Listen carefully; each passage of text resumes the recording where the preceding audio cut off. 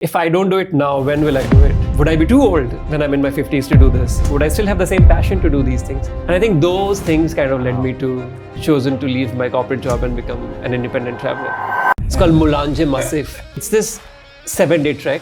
So I took a bus, reached this place, and I'm like, oh, I want to do this trek. They're like, you should have planned for this, right? You need a guide. You can't just walk up to these hills. It was insane. We would crawl on the mountains. We swam in lakes, and we met no one except these poachers. So what is the most challenging part for you of being a full-time traveler? I don't get to spend time with my friends and family and loved ones. I don't have a routine in life. And it's a big downside. I mean, if people are in a moment where it's difficult, they need to take a decision and do something that they really love, but there's some fears, what is your advice to them? If not now, then when? What has been one of the most crazy travel experience you had? Sapthipuri, this is sort of a deep dive into the 7 spiritual places of India. For people who would like to travel alone, what are some precautions that they can have? Yeah, I would say first is having you in Mumbai, it's like a miracle, and you are always in these crazy places in the world. If you look at this year, do you have idea how many flights and trains did you catch? I had a quick look at my calendar, and there's 75 flights there, 30 plus trains, 20 plus buses. So that means that 1 out of 3 days you were either on a bus, on a train, or on a plane. Wow. So what is the most challenging part for you of being a full-time traveler? The fact that I'm full-time traveler is the challenge in itself, because that means I'm traveling full-time. Yeah. I don't get to spend time with my friends and family and loved ones. I don't have a routine in life, which is something I really miss. I can't go to the gym as regularly as I would when I'm at home. I don't get to read enough. I don't get to watch my favorite shows with my favorite people. There's so much that I don't get to do when I'm traveling like this. And it's a big downside. I mean, there's no denying the fact that I miss all of that. But what keeps you going? It's something, it keeps evolving all the time. So last 1 year has been a lot about rediscovering places for myself. So these are places that I've been to before, but now I'm going to those places and looking at those places in a new way and capturing that through my lens, through my experiences, through my writings. I think that's what keeps me going. I feel like I'm, in a way, in my head, I keep telling myself, I'm creating a Wikipedia of places through videos, So I really try to go deep into places through history, through experiences, through the journey of a city, through its people, through historians, through history books, and try to capture that through my stories. Last 1 year has been that, really, really documenting my journeys in really detailed way. That's what's keeping me busy and also keeping me very happy. I'm quite satisfied with how things have gone in the last 1 year. I think I'm evolving in the direction that I want to evolve. So that's a good positive side, which wasn't the case always, I must mention. I was feeling lost maybe 2-3 years back. I wasn't quite sure what's going to happen once I started my full-time travel journey, but now I feel a bit more, I'm on the right track maybe. What is the right track? The right track is creating authentic travel stories about cities and places. Yeah, beautiful. In a way that has not been done before. And I feel that whenever I'm trying to capture a city, I want to do it in a way that hasn't been done before. So I look at the content that exists online and I'm looking at, okay, what can I bring in? I've lived 40 plus years in this world. So I have something which maybe younger people don't have, right? And now I try to channel all of that information. And I also try to get people on board who have that information. So if I don't know an answer, I'll get a historian. I've really started talking to archaeologists now for my videos. Beautiful. Started reading a lot of history books to get in perspectives which are wider than what I can offer or what just online information can offer. And I think that's very exciting for me. Yeah, and to be honest, I think you have a gift. I think the way you make people travel with you through your social media, through your videos, I think it's amazing, and I really, really enjoy it. So I think you have a gift, but also I see that you've been working a lot on improving and going in that direction more and more. Yeah, it's a process of evolving all the time, actually. Yeah, and what about? We're talking about evolving. What about how travel shaped you as a person? I think it's made me more open-minded.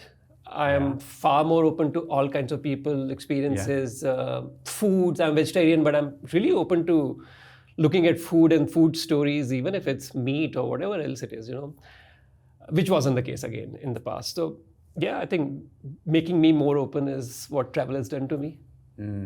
Yeah, I really resonate with that. Also for me, I think one of the skills that travel gave me is the ability to connect with people. Absolutely. Right? I mean, because you're forced, especially when we are solo traveling, you need to connect with people. You need to find ways to get your things when you're traveling.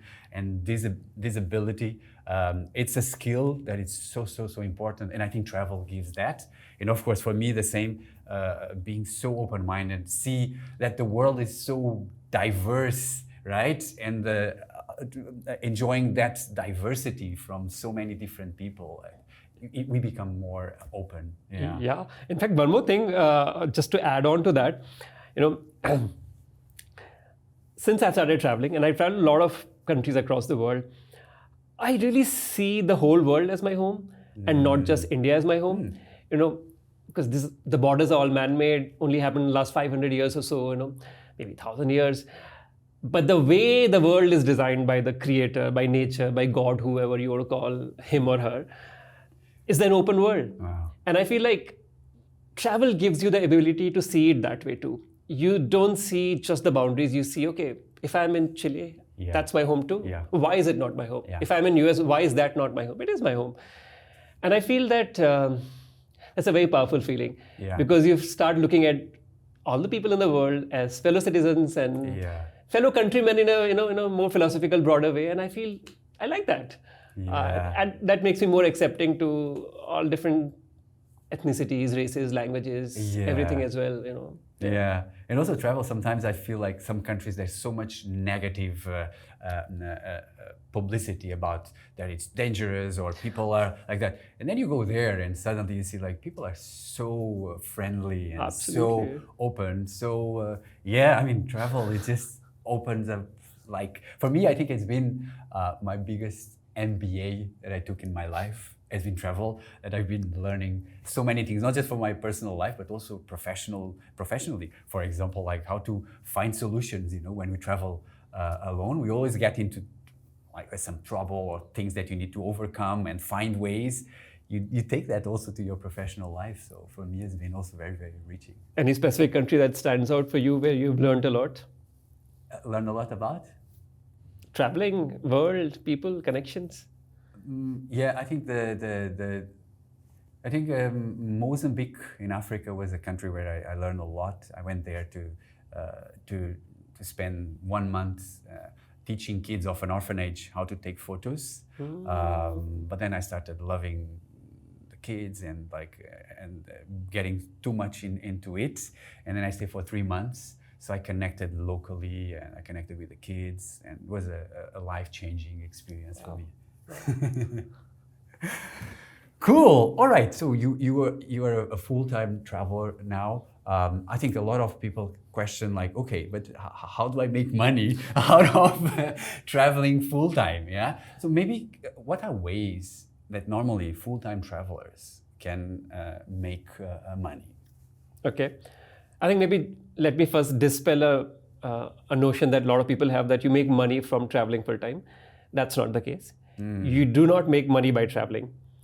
In my case, it was some skills that I built over the last many years. These skills are actually, they come first before traveling. For me, photography was one of them. It used to be writing before that. When I used to write a blog, I would also write travel articles for newspapers and magazines. Now it's making videos as well. So a lot of things that I offer that can be done with travels is how I make money. So let's say if I am good at making a video. Last year I did a project with Switzerland Tourism where I was invited to make a travel film. They were doing an episodic 5-episode travel series. It's because of my skills as a photographer. So I was participating in a competition, and my skills of a filmmaker because I was filming that as well, along with their cinematographer as well. So all of those came together and we created a project, and I made money. They got their interesting episodes, and that's how it usually works. You have to find a concurrence of a brand or a partner and your interests kind of coming together where you add value in some way. And that's how you travel. But give me some specific examples on how full-time travelers make money while traveling. In my case, I make it through photography, I would say. Okay. So I shoot for a variety of brands. Oh, I see. And that's how I make money. But when I say full-time, it's not like every single trip I'm getting paid. Yeah. It's a lifestyle choice. So a lot of times I would travel without necessarily making money. I like to do things on my own. I like to do my own projects. Those are really important to me. I mean, that's one of the reasons I've chosen to leave my corporate job and become an independent traveler, because I want to do my own personal things. And I use the money I make to channel and to fund my own travels. And then try and find ways to cover the travel costs of this travel through other means. These could be partnerships with, let's say, an airline, a hotel brand, I see. a restaurant, or a tourism board, YouTube. But this is what I want to do, my own projects, my own passion projects. If we come specifically to become a full-time traveler while making money, what is your advice? We're talking about people who want to make a career out of traveling, full-time traveling. Yes. So you need skills. Now, what skills you need? I would say first is step-by-step processes. First, build your skills. What skills work? That is basically about the kind of brands that you work with. In my case, I would say skills around storytelling is maybe number one. Whatever be the medium, whether it's photos, videos, writing, storytelling is first and foremost. Now, within that, some people want to be travel writers and they could still be full-time travelers. So you build your skills on writing. In my case, I want to be a travel filmmaker. So it becomes really important to build the skills around filmmaking and photography also in my case.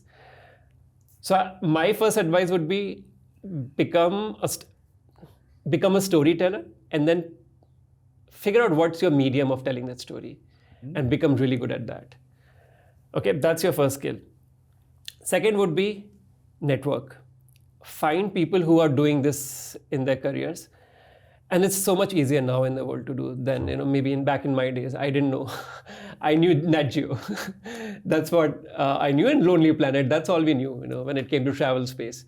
But now the world is far more open. You can connect with people. You can identify people. You can look at strategies and see, okay, who are the people in this space that I want to be like? You don't have to be identical to them, but who are the people I want to be like? Find those people, follow them, figure out what they do. As you're following their journey, you'll also figure out how do they make money. And it's not like an engineering job where, it's a set methodology that you do ABC and you'll get this much money. It's not at all like that. Every month is different for me. And so is the case with most creators. You don't make money in the same way. I have done online workshops, I've done offline workshops, I've done online workshops for corporates, which I never thought was an income stream. I'm sometimes invited to come and speak at an event. It keeps evolving, right? So you have to look at the people that you follow, apart from the obvious things, how do they make money? So your skills are done, your network is built. Now connect with your network. That's the hardest part, because unless you're part of the network, you don't get invited to any of these events. So start creating content, start small, start with your mobile phone, start sharing stories. If you're good with your stories, your growth could be pretty fast. And I've seen that happen on social media. Social media is such a place that 1 year could make you pretty big successful star, especially if you're good. So build your skill set, reach that level, start pitching. If you are really good, brands will come to you, frankly. It's not rocket science. They're always looking out for talent. I've rarely had to go and pitch myself to a brand because they found me through my work. But do both. Do your content, figure out a way of them reaching to you, but also reach out to brands, reach out to fellow creators. Get into a network. I think that's the number one tip if you want to have a long-term successful career in this. You have to have a network. Network to get work, also network as a support system. Both are really important. Network where you discuss costs, network where you discuss strategies, network where you discuss skill building, network where you travel together, create content together. Network is everything in this. And then it comes the time, when you're like taking your final plunge. And as I said, you have to have a financial something in the, figured out. Either save up enough money, or do it at a phase of life where nobody depends on you. Yeah. You can take that risk, have this honest conversation with your parents or whoever, and maybe it's all good. I mean, you don't need money, or there's somebody to support you financially. Then you take that plunge, start your career. But I would say that build your skills at least to a decent level before you take that plunge. Build your network a little bit, and before you take that plunge. But keep doing this on the side. Nothing like I did for 10 years. I was doing this on the side, and never thought of it as a career at that time, but I was doing it on the side. So I knew everybody. Everybody knew me. Most tourism boards knew me when I left my job. Already, they thought I was doing it full time already, actually. They were very surprised when I told them that I left my job. They're like, oh, you're doing a job. But these things are really important to do. And then once you start your career, I would say what you think life would be like isn't exactly how life would be.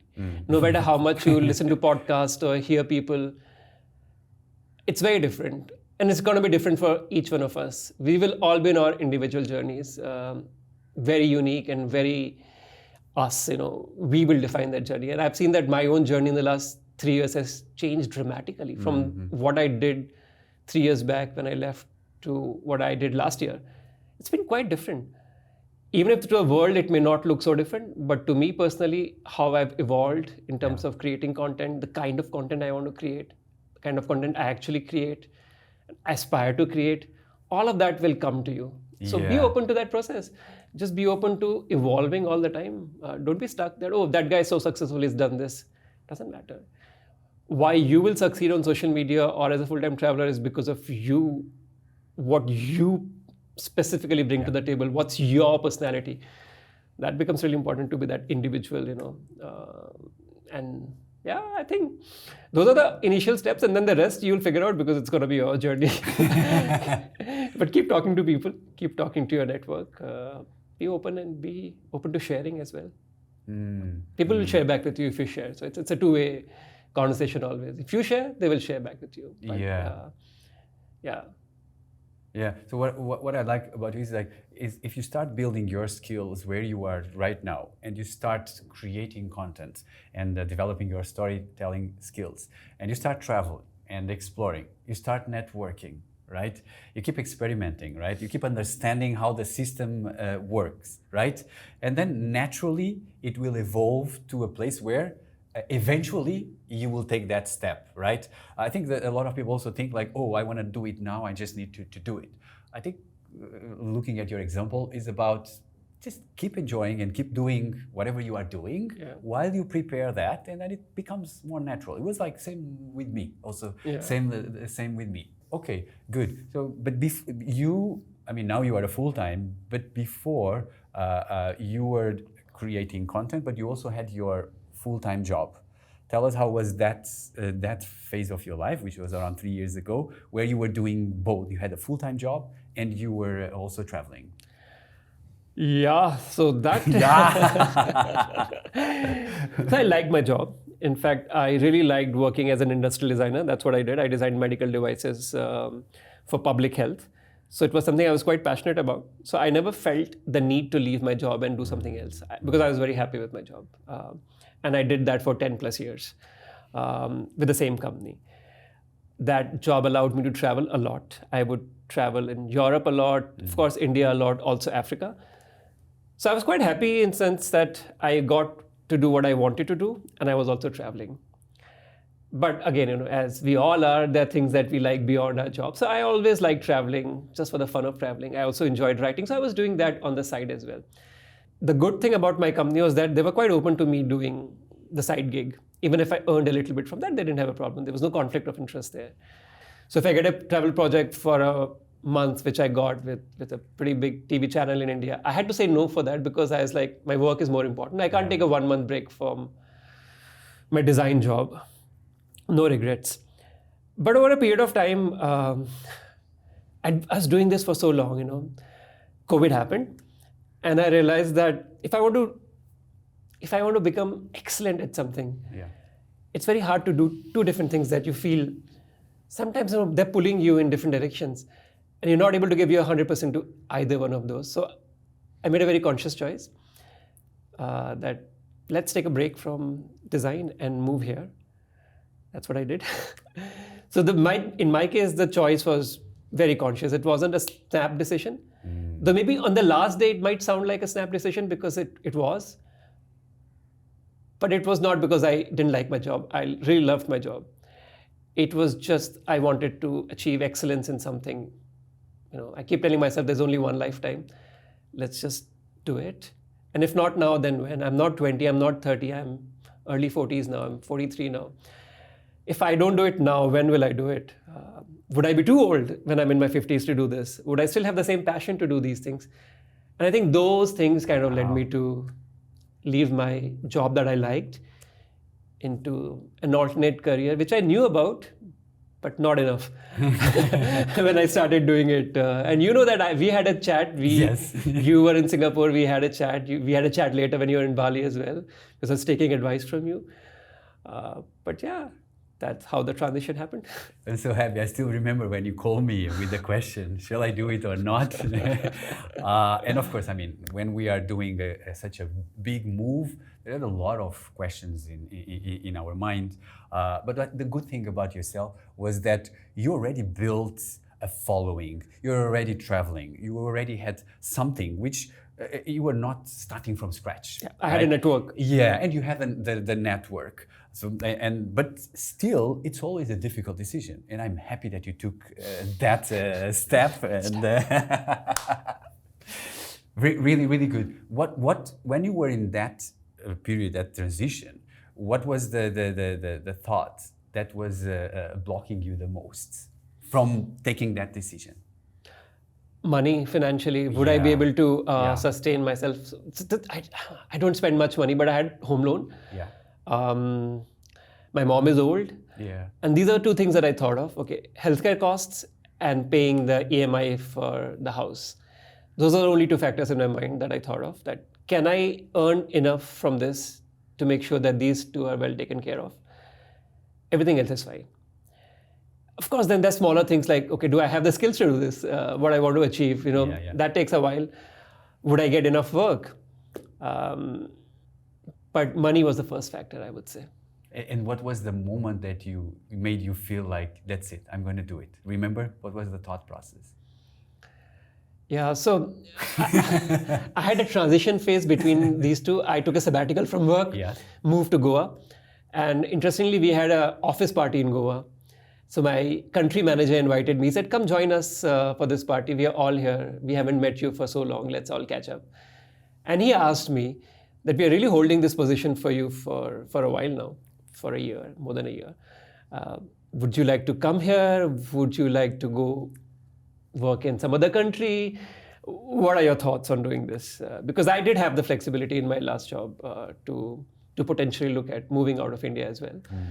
Not something I ever thought was that exciting, but that's when I was like, okay, maybe it's time for me to take the final call.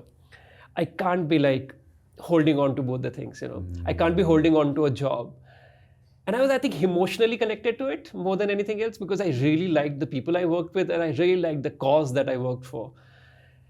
And, what would full-time traveling look like? Because it's a big commitment, I would have to let go of a lot of things. But that discussion was sort of pivotal for me because that really, that made me finally decide, okay, I'm going to let go of the job. It's not the end of my design career. I don't know if I can go back to it again, but I think I have enough experience and everything that I thought that maybe I could, if things don't work out here, maybe I can still go back. I don't think I can, but back then I did convince myself that way. But that forced me to take a call. Let's do this full time now. Wow. You were brave, you were brave. But I think what I like about you was you said two things. One is about, you said like, well, I cannot do two things at the same time if I want to be excellent, right? So you decided to go, okay, now it's time to go. It was a journey, right? It was not just like that. And it was a journey. Also, you took a sabbatical, and then also you started to feel how it is. But then there was the moment that you felt like, okay, that's it. I need to take I need to take that plunge. Yeah, especially with my age, that's an important. It's a Yeah. really important factor. I wouldn't have done this if I was 33. Yeah. Even if COVID had happened, frankly. Yeah. At least in my mind, I play it safe. I feel in my Yeah. head most of the time. Okay. So I felt like, okay, I can now do this. If not now, the question, the thing that was always in my mind was, I have one lifetime. And I'd seen so much during COVID. I'm like, that lifetime could be pretty short. If not now, then when? Wow. And I think that was really the driving factor eventually. Even money went back, in the sideline Yeah. somewhere. It's like, okay, fine, we'll manage somehow. Things will work out, but I have to take that call. Yeah, that's what happened. Wow. Okay. If not now, then when? Wow. So if people are, let's say, in a moment where they also it's difficult. They need to take a decision into something that they really love, but there's some fears. What is your advice to them? I think financial stability is important. Yeah. You cannot just leave everything and be like, oh, I'm gonna make money here, maybe make money here. I'll figure out a way of making money here. I think that's not fair to yourself, to your family, or whoever depends on you. Of course, I worked for many years. I had savings. I wasn't on the street, on day one. Yeah. I hadn't planned for it, but just because you work for so long, you do have some savings and you can fall back on those savings. So that is my number one recommendation. Figure out a way of sustaining yourself for the next 1 year at least. How would you do that? Money. And the second thing would be skills. Build your skills before you take this break. You can't be like thinking of doing this on the go. In the world that we live in, there's skillful people all around. I mean, the amazing folks in the creativity field, in the world that we exist in today. They're not starting at zero. So you're going to compete with them. You can't start with, oh, I really don't know. I've seen that successful guy. I'm going to follow his journey. It's not going to work that way. You have to build your skills to a decent level before you take that plunge. So those two things I would say are must have. Yeah. Yeah. Have a plan. Some plan is always good. But if you're really young, that plan will, of course, change. Yeah, and I really agree. I think to have this financial safety, at least for a year, gives also more freedom to experiment and to really to go full on whatever it is, right? And also like skills, as you said, like just build skills that you can then monetize those skills, and then it's about having a plan on how to do it, right? There's this very interesting saying that we use a lot in design. Fail early, fail fast.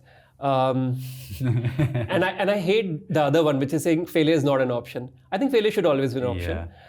The 1 year plan that you're saying, I think if you have financial backing somewhere, you have saved up money, I think you should really go all out and be prepared to fail. It's fine. Yeah. It's okay to fail because you learn so much from it. You should not think so much that, okay, I have to succeed in this 1 year. Nobody succeeds in 1 year except exceptions maybe.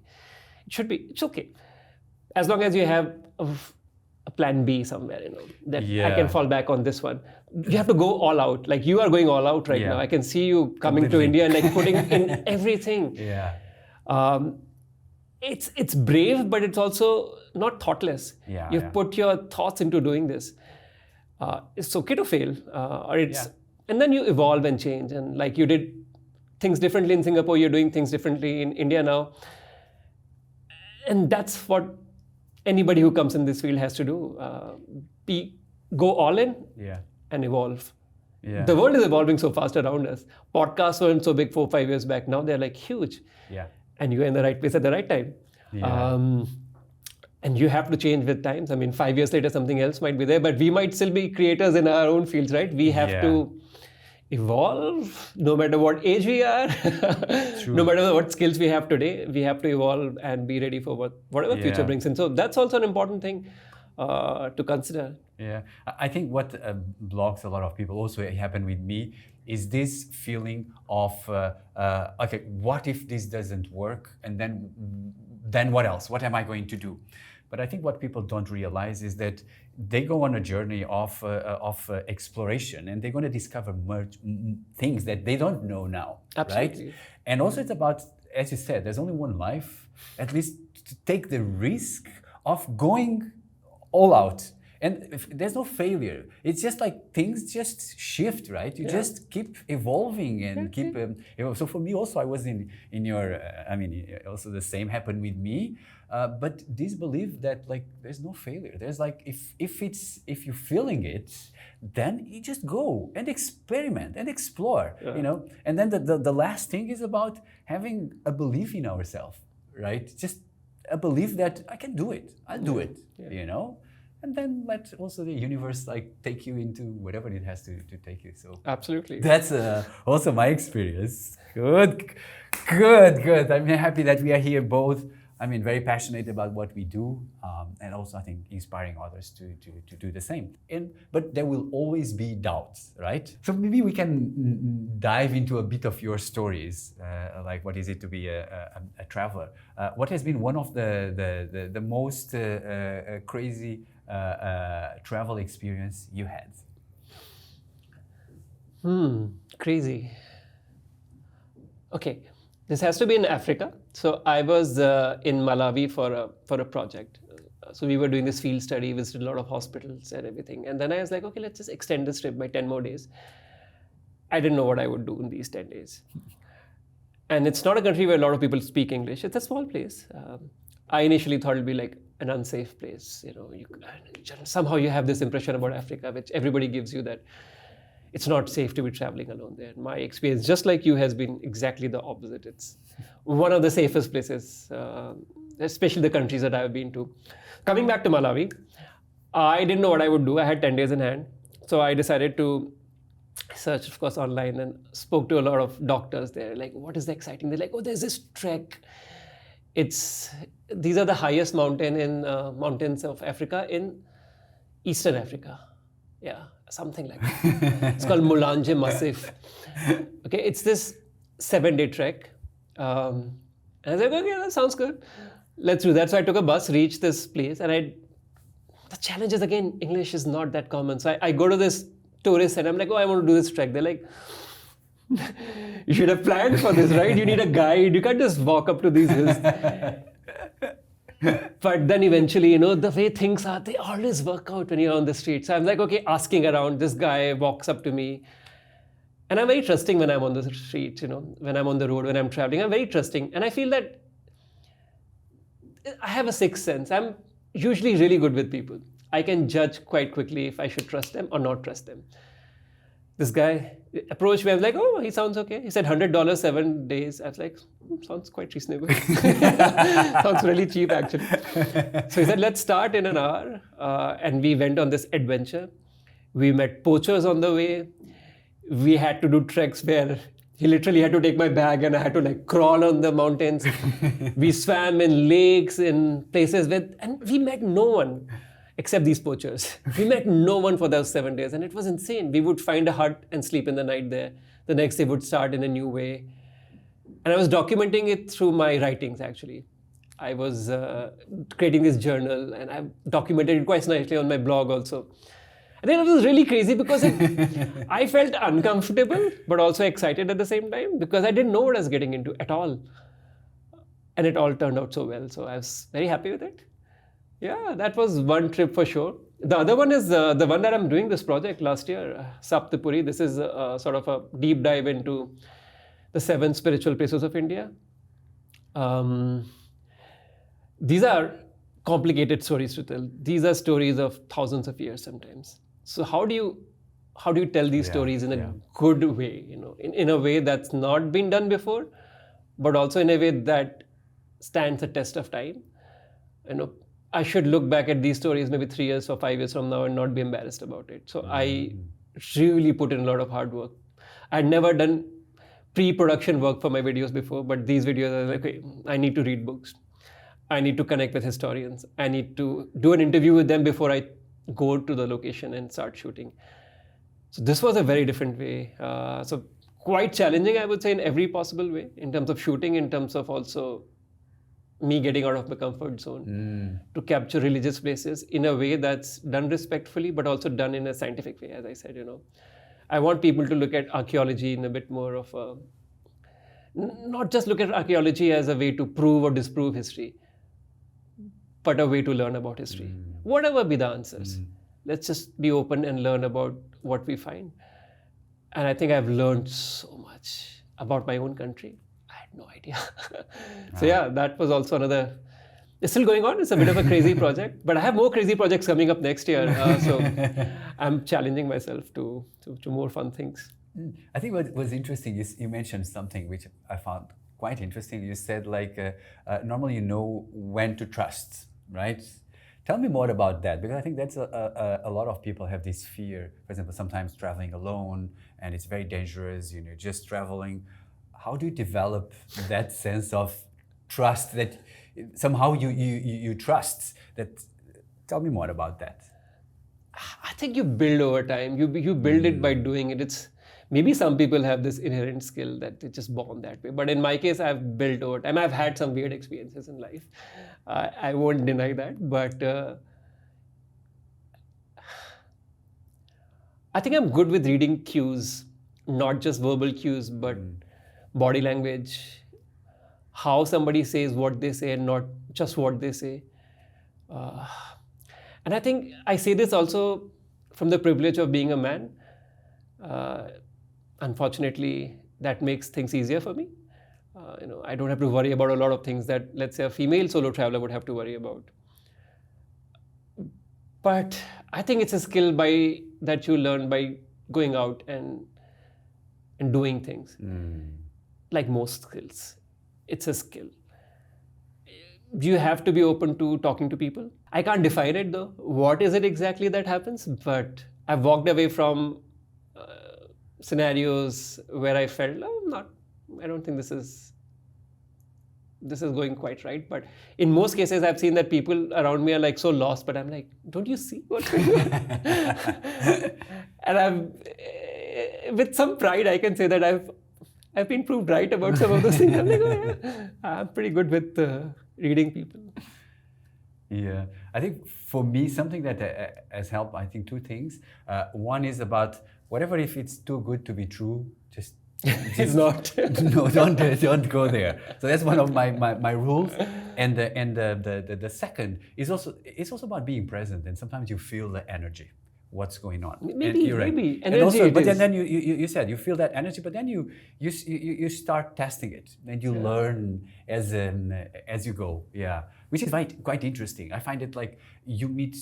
I mean, when we travel alone, we meet so many people, and you go through so many situations. And how do you manage that? So I think it's through that. I think you just stay present, and also on these two principles: whatever is too good to be true, don't go there, and also stay present and understand the energy. Also, like you learn as you go, and of course, be taking some precautions that we have to do. But talking about sometimes shit happens. Sometimes, what was the most difficult moment that you had while traveling? I think I've been lucky in general. I haven't had disasters happen when I travel. But there's a very funny incident on the same thing that I think I can tell you about trusting people. And this is a trip that I was doing in a city called Trichy in south of India. And it's a temple town, beautiful place. I was staying at this hotel in an island close by called Srirangam. So I was in the city in a bus, and I talk to people. That's my thing, So I was talking to this guy sitting next to me. I'm like, okay, so tell me about some interesting things to do here. He told me a few things. He said, there's this temple you should go up to. And I was going to go to that temple. I'm like, yeah, great, thanks. I was like, okay. He reinforced the place that I wanted to go. So great. And as I was hiking up to this temple is called the Rock Temple. So it's on top of a rock. I get a phone call. And he's like, oh, I am this guy you met me on the bus. And I'm like, yes. How do you have my number? He's like, oh, you said you're living in Srirangam. That's all I told him. So I called up multiple hotels there, described you. I had long hair then, so, easy to describe me. And one of the hotels, I figured that you were staying. And I told them that I'm your friend and I'm really looking for you desperately, and can you share my number? So the hotel shared my number, and he got my number. So he called me. I'm said, this is not good. You shouldn't do this. So he's like, oh, we should meet up. I'm like, no, not now. We should not meet up. And that's it. Then I got multiple missed calls from him. I would not take the call. Interestingly, when I went back to my hotel late in the night, it was raining, pouring heavily. I get down from the bus. He's sitting with an umbrella. No. And I'm like, and he was a much younger guy. Yeah. I'm like, okay, let's have coffee. You know? I'm like, so what do you do? He's like, I'm a dancer at a temple, but I would like you to stay with me. I'm like, okay, this has gone completely wrong. He said, you asked me interesting things. I'm like, sorry, that's my communication error. I learned a lot from this. How do you communicate? But I also learned a lot about how do you read people. Yeah. And I think this was, I completely failed, of course, here. But I felt that I learned a lot about how do you communicate. Words could mean different things for different people. And also in different countries, they could mean different things. So doing a little bit of homework about, how people speak, or what commonly used words are, or their meanings are also is important. But this was a funny experience, which I felt like, oh, what just happened? He followed me till my hotel. And I'm like, this is so weird, not a good scenario. Could have been much worse. Imagine if he was a guy out there to rob me or something. So easy to find information about you just by knowing what part of town you live in. So I never share my live location when I'm staying. If I'm staying in a hotel, I would never share it online. When I'm staying there, maybe a day later is fine.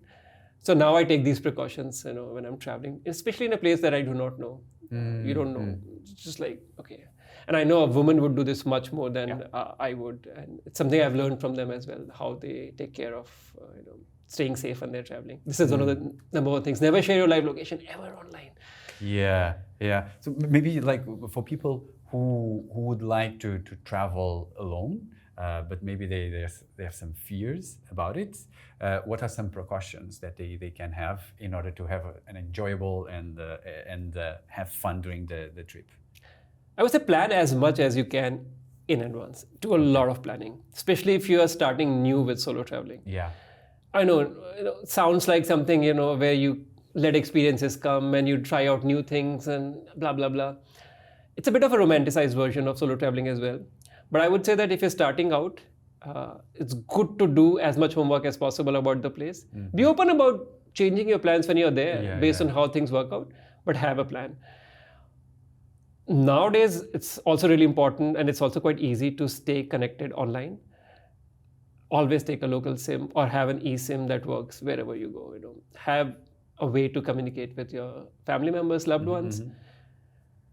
I still do this. My mom also insists on me doing this always. Share all my flight travels, plans, everything, hotel with her.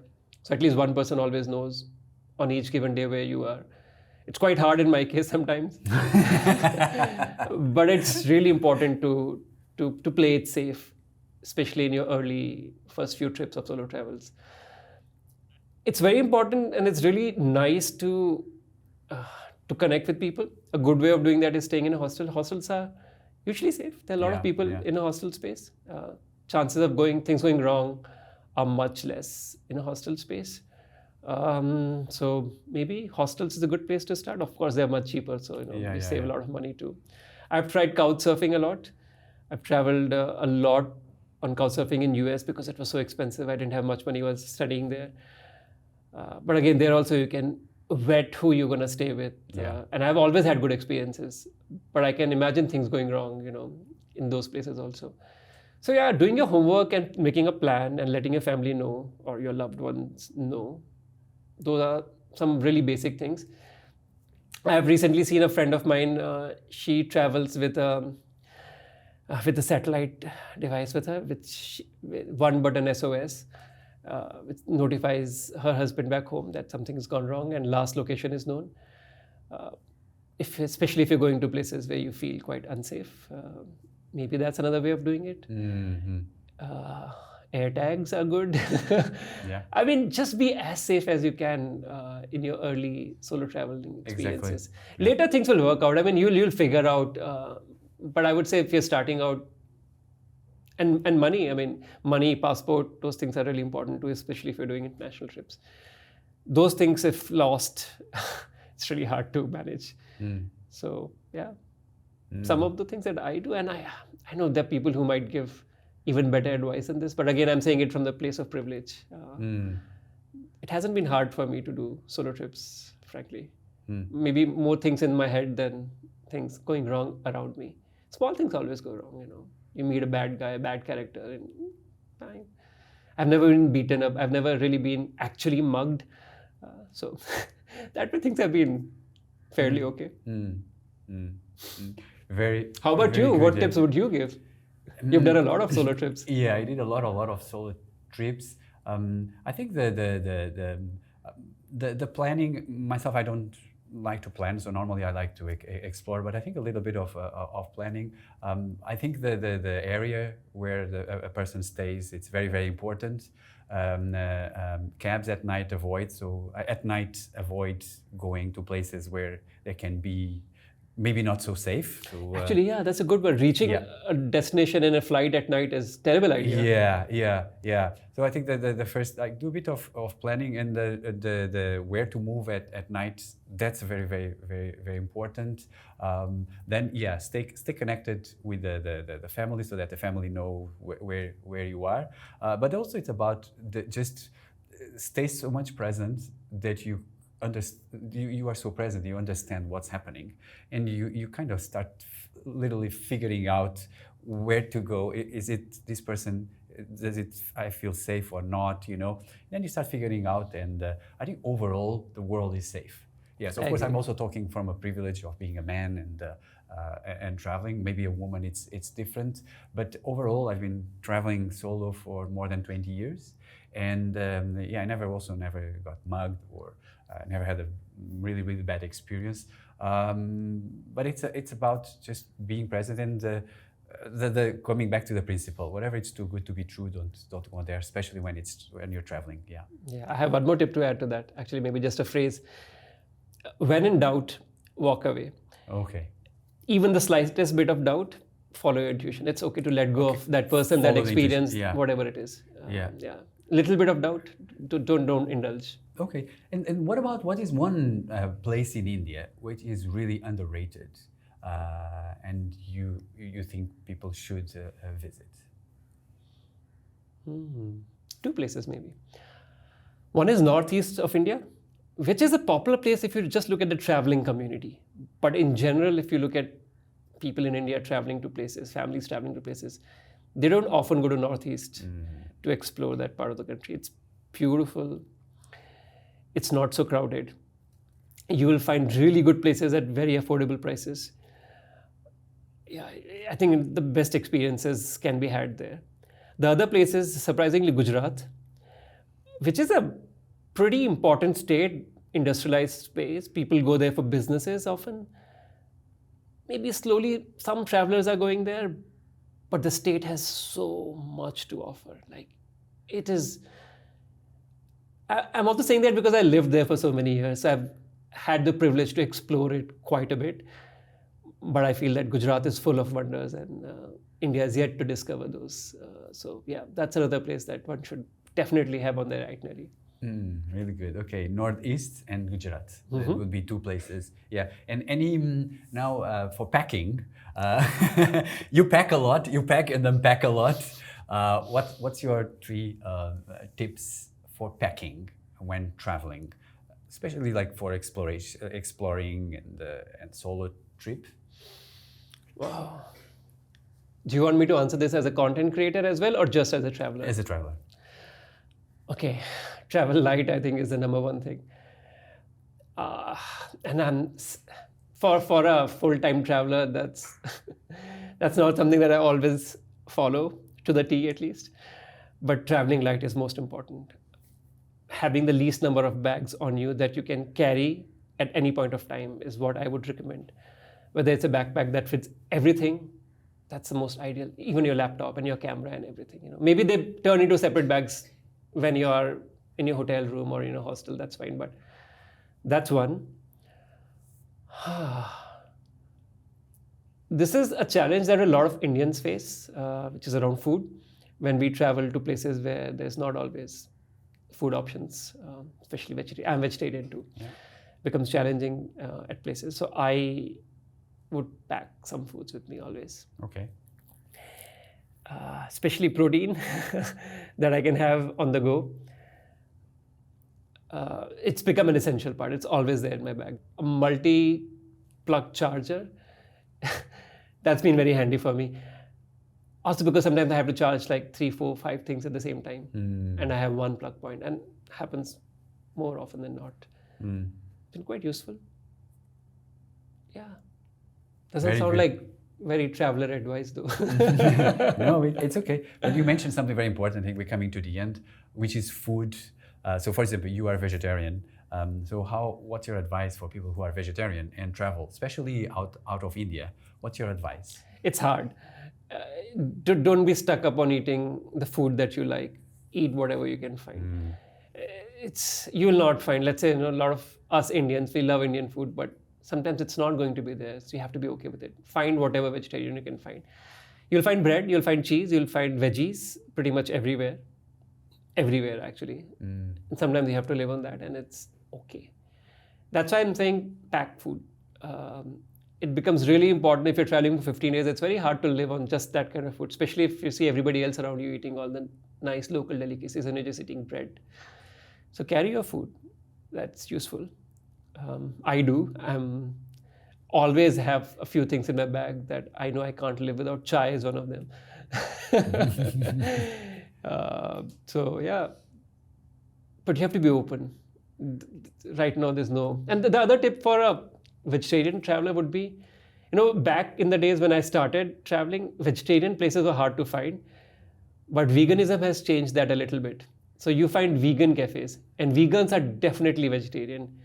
Now, vegetarian itself could mean different things in different places. Some places you include fish in vegetarian, you include fish oil in vegetarian, but vegan is vegan.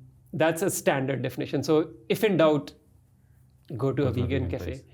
or a vegan place of eating. You'll find safe vegetarian food if you're so particular about it. We're coming to the end, and our show is called Something Bigger. What is something bigger for you? Okay, that is a good question.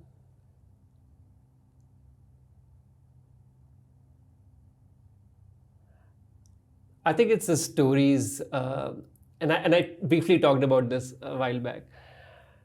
I find the stories that we see on the face value, and when you step a bit deeper, you dig a bit deeper, you go down a few layers, you realize how big some of these really simple things could be. So story of things is always bigger. It's also always connected. So A story will lead you to a B story, to a C story, and you realize, okay, I'll give you a very interesting example for this.